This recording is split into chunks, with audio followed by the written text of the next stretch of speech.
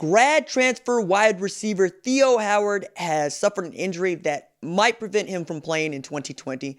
We got to talk about it after the bumper. Don't be cornering me. Hold up. Time. You got to help me with that corner shit.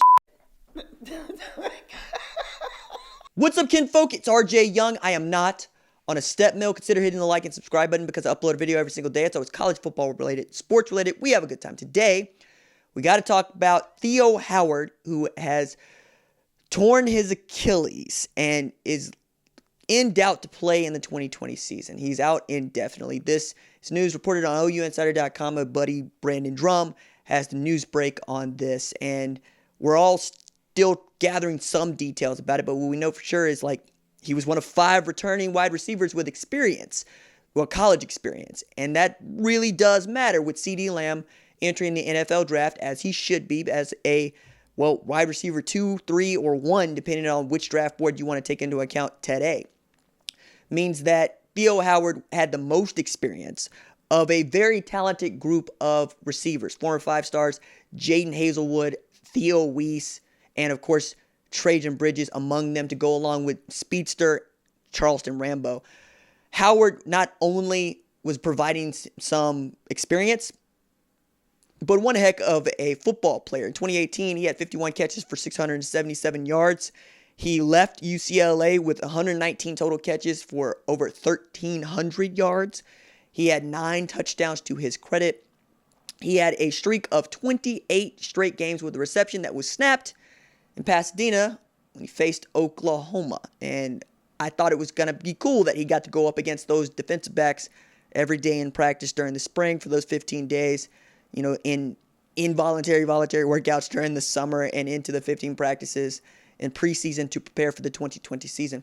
So what this means is you lose not just another set of hands, but another set of capable veteran hands that could help shepherd into the future at quarterback. Whether it's Tanner Mordecai or Spencer Rattler, neither one of those guys has tremendous playing experience, and neither one of them started a game for Oklahoma. So you needed all the vets you can get. Now, silver lining here is the offensive line returns 5 guys that play significant football next year, and they're going to be okay. And you get not just Kennedy Brooks back. Trey Sermon's going to come back from the ACL tear that he took in November. You get Marcus Major, who's probably going to be ready to go off of his shoulder.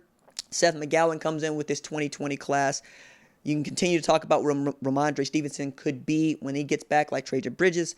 So it isn't the end of the world, as they say, but it's certainly not good. I mean, Theo Howard was only acknowledged as a grad transfer by the university January 13th. So we're talking about 18 days between now and then. And what a way to just immediately torpedo your season after arriving, going through winter training. And it happens, man. Achilles are tricky things. I know a number of people that theirs have gone out on them, and it is a really difficult climb back. Notably, my goodness, I felt like I was just going to be able to bring up Kobe Bryant and not.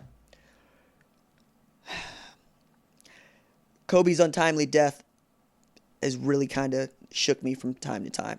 But he blew out his Achilles, and it was difficult for him to come back, and that's why I was bringing him up. Goodness me, it didn't. Just wave of emotion. Damn it.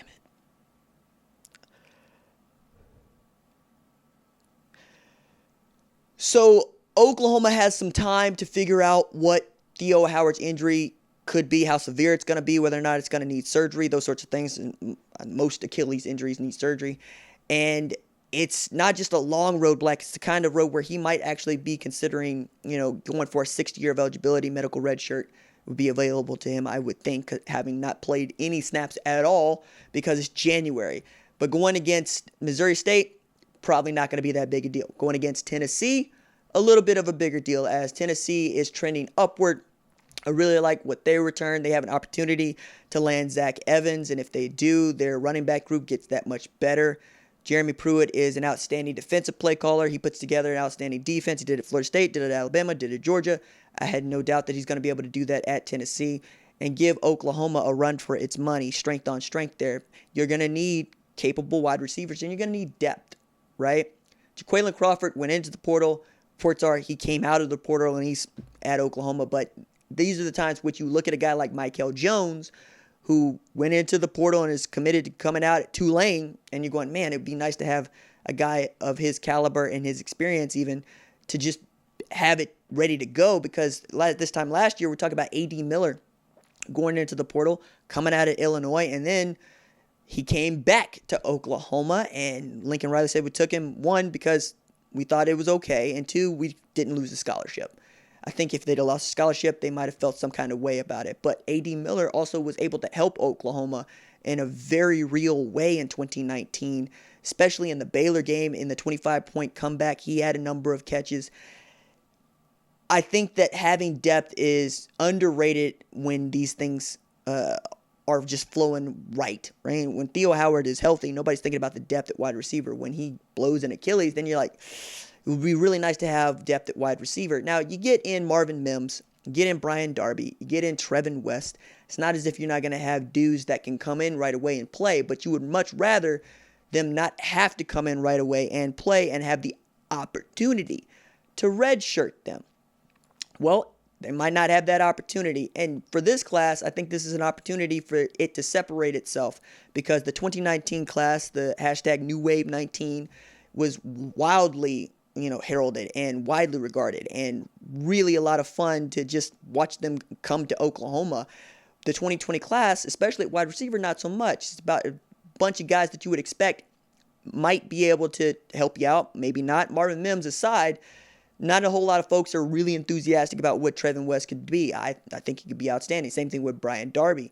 You're also going to get in a guy like Jalen Conyers in the summer, and he's going to be able to help you at that tight end position that lost Lee Morris, lost Grant Calcaterra, where Austin Stogner is going to have to carry a lot of the load.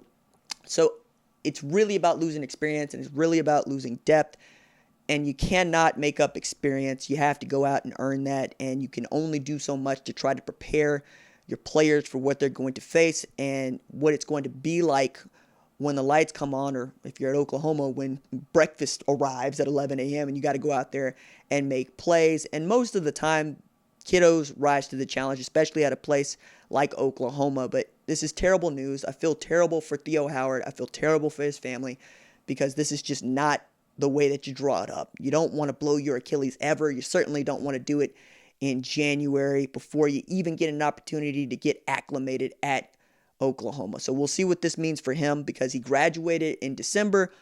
Maybe he wants 6-year eligibility because he can develop into the kind of player that can go to the NFL. Maybe he would want to go do something else.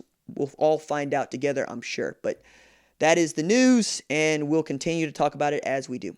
All right, that's it for me. Deuces.